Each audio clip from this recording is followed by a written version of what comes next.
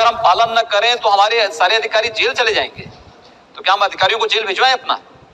हम अधिकारियों को जेल नहीं जाने देंगे, लेकिन कानून के अनुसार प्रदेश को चलाएंगे भी। टेलीफोन से तलाक देकर के छोड़ दिया गया।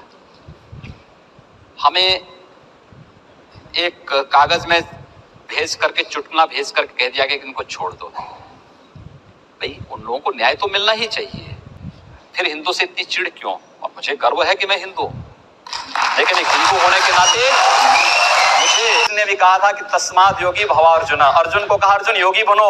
अगर प्रदेश का हर नागरिक योगी बन जाएगा तो प्रदेश का कायाकल्प हो जाएगा, विकास भी हो जाएगी, सुरक्षा भी हो जाएगी। Hello friends, welcome to my channel.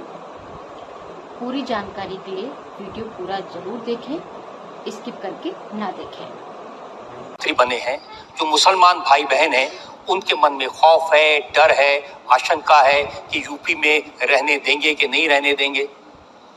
पिछले 70-72 दिनों में तो किसी मुसलमान के ऊपर कोई कहर नहीं ढाया गया कहीं भी। एक दूसरा, हम लोग केंद्र में आदरणीय मोदी जी को आदर्श मान करके कार्य कर रहे हैं। उन्होंने 2013 में एक मंत्र दिया था, सबका साथ सबके विकास का। ये सरकार उसी तर्ज पर कार्य कर रही है।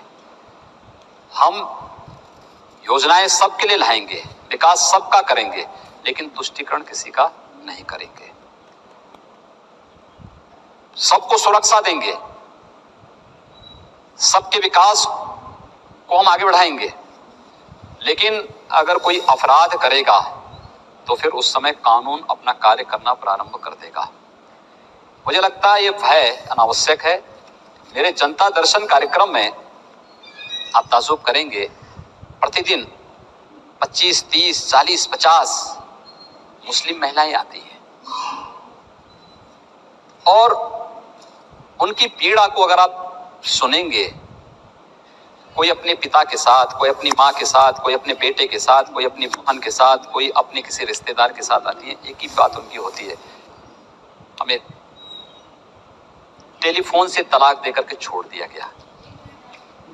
हमें एक कागज में भेज करके, चुटकुला भेज करके कह दिया गया कि इनको छोड़ दो। भाई, उन लोगों को न्याय तो मिलना ही चाहिए।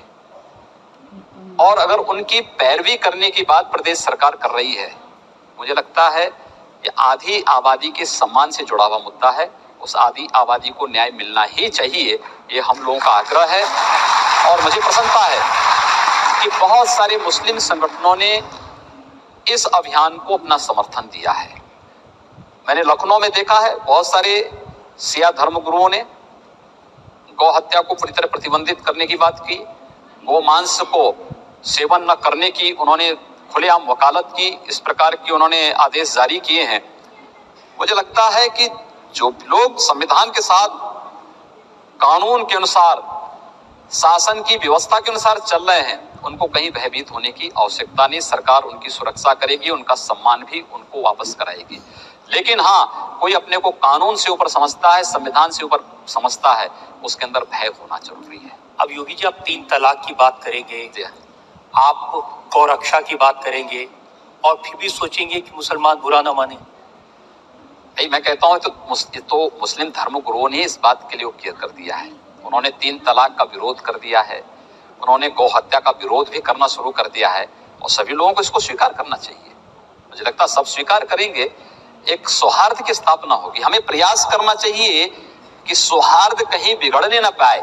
इसके लिए दोनों पक्षों को कहीं ना कहीं अपने कुछ निहित स्वार्थों की तिलांजलि देनी होगी, और अगर इस दिशा में एक बेहतर प्रयास हो सकेगा तो मुझे लगता है कि आजादी के बाद का एक सबसे बड़ा रिफॉर्म होगा, जिसमें हम लोग समाज में सौहार्द स्थापना करने की एक पहल कर सकेंगे।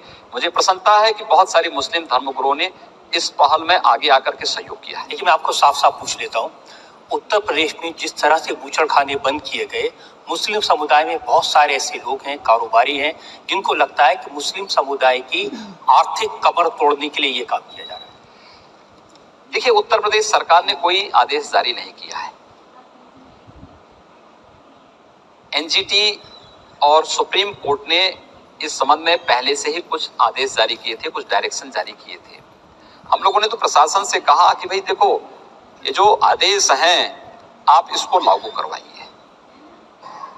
कुछ लोग आनाकानी करने का प्रयास कर रहे थे, हमने कहा भी कुछ नहीं, अगर न्यायालय ने कह दिया है तो इसमें फिर एक वर्ड का प्रश्न ही नहीं उठता। आप इसको लागू करिए। 24 घंटे के अंदर सब कुछ लागू हुआ। मेरे पास तमाम लोग आए थे, इस पेशे से जुड़े हुए लोग आए थे, उसमें दोनों प्रकार के लोग थे। लोगों ने कहा साहब, मैंने कहा यार बताओ कि आखिर हमारा आदेश कहाँ पे है? ये तो एनजीटी और सुप्रीम कोर्ट ने कहा है, सुप्रीम कोर्ट के आदेश का हम पालन कर रहे हैं। अगर हम पालन न करें तो हमारे सारे अधिकारी जेल चले जाएंगे। तो क्या हम अधिकारियों को जेल भिजवाएं अपना? हम अधिकारियों को जेल नहीं जाने देंगे, लेकिन कानून के अनुसार प्रदेश को चलाएंगे भी। अब पिछली सरकार भी तो चुपचाप बैठी थी इस कानून के ऊपर।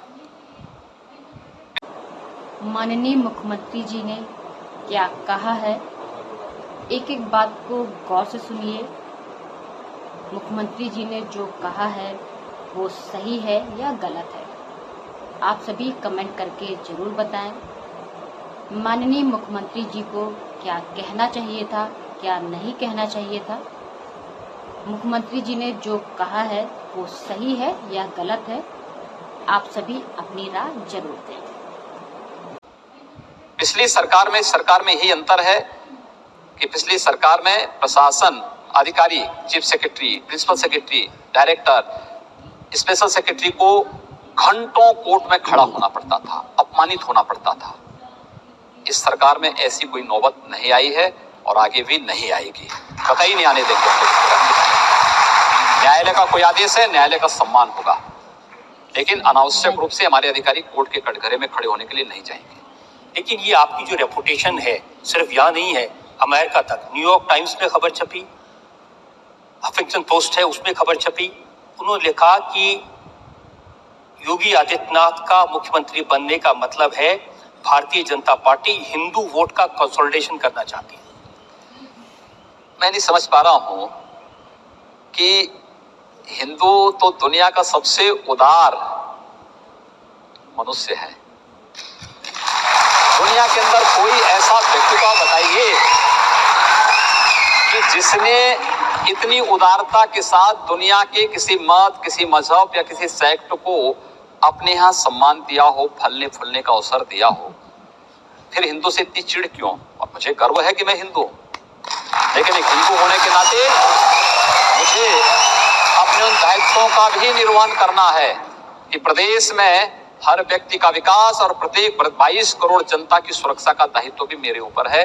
मुझे ये करना है।